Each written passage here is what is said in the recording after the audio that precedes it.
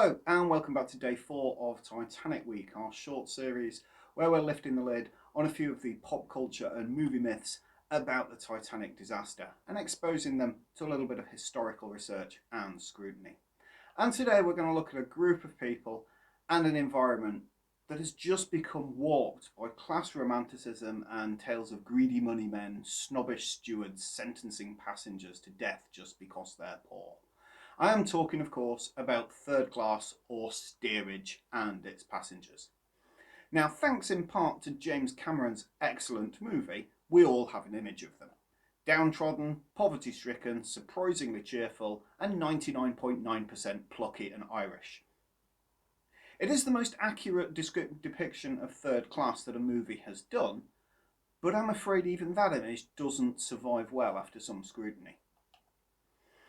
Now, it's important to understand here that third class is not just there to fill space. It's an important, nay, integral part of White Star's business plan. They very much want a strong, if not dominant, share of the emigration market. Their major rivals, Cunard and Hamburg America, were already taking large numbers of emigrants from Europe to a new life in America. They'd take you there, but it was basic. After all, it's not like you were going to make a return trip. But White Star had a very different idea. And as we highlighted in our episode on Ismay yesterday, White Star were good at business. In fact, in 1913, the year after they'd been responsible for the biggest maritime disaster in history up to that point, White Star posted record profits. They very much knew what they were doing. And they recognised that emigration was a two-stage process and that customer loyalty would bring very strong advantages. When the one main breadwinner leaves to set up home in America, if you've taken care of him and he travelled in comfort, then when he brings the 8 members of his family across later, he'll use your ships and your cruise line to do it. He'll buy your tickets. And that's the important point. Third class is a lucrative, available and very important market. In fact, based on the average ticket prices and passenger numbers on Titanic, White Star took more money from third class than it did from second class. This isn't a customer base you're going to look at neglecting. The fact that third class was not some sort of neglected workhouse is supported by the facilities that were available for a third class voyage. Third class cabins are quite comfortable. You've got beds with the same sort of mattresses that are present in both first and second class. The manufacturer went to great pains to actually advertise this. And if you compare this photo of a third class cabin on Olympic to this second class cabin on Olympic, you'll notice there's not a huge amount of difference. Plus, there were other third class facilities that you don't really find on other liners. There was a recreation room, a promenading deck, a smoking room, and a restaurant. And the restaurant's important. If you were sailing on Cunard or Hamburg America, then you were bringing your own food. But with White Star, you got meals provided.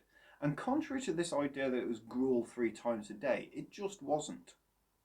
This was a menu that White Star produced as a postcard showing the Sunday menu, another clever marketing ploy to advertise third-class comfort. Hauntingly, it turned out to be the last menu to be served. But look at it, that's a cooked 2-course breakfast and a 3-course Sunday lunch. I don't eat like that now. A lot of people point out the inclusion of gruel as a supper serving and paint this as hellish, despite much evidence to the contrary being on the same page. But as we highlighted in our Victorian workhouse videos, gruel isn't torture food. It's basically thin, sweetened porridge. I've tried it, and it's surprisingly addictive. I could do it for breakfast daily without complaint. Also, being quite basic is not a bad thing. It's not a good idea to pile a lot of rich foods into a people who've never really sailed before. Like we say, White Star wants its third-class travellers to be comfortable, not ill. They want them to be happy.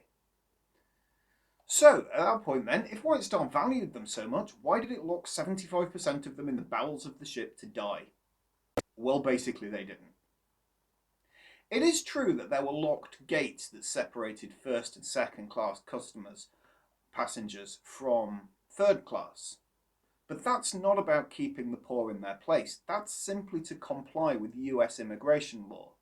Again, if we look at James Cameron's movie, there is no way that Jack Dawson would be able to meet up with Rose on the decks, in the restaurant, or even run through the engine room. That doesn't just cross a class boundary, it breaks about 50 US immigration laws. And White Star needs to keep in mind the laws. With that number of immigrants coming into the US, they just couldn't track or determine what health issues or diseases people might be bringing in with them. First and second class passengers would generally get a medical certificate before travelling, but third class wouldn't.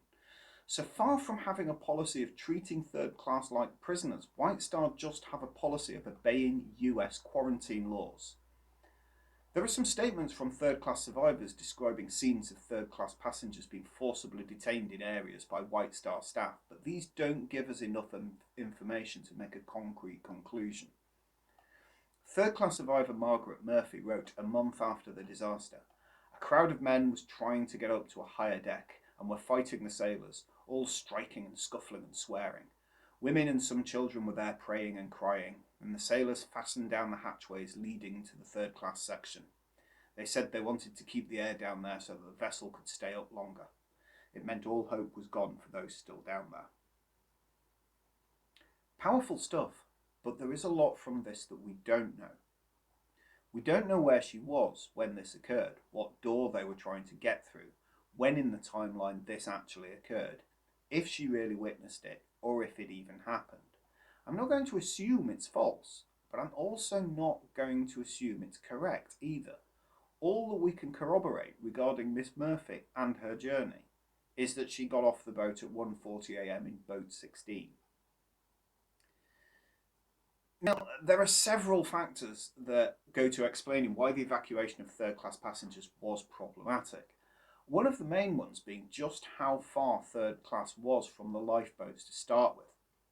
There's 5 decks between the passengers and the boats, and getting up there, even with the gates open, is a rabbit warren of corridors and stairways it's very easy to get lost in.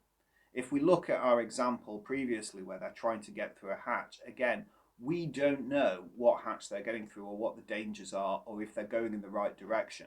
Closing that hatch to them may have been a good idea to funnel people the other way. Stewards William Cox and John Hart made a number of trips down to third class to guide groups up to the boat deck, and in fact, William Cox died doing so.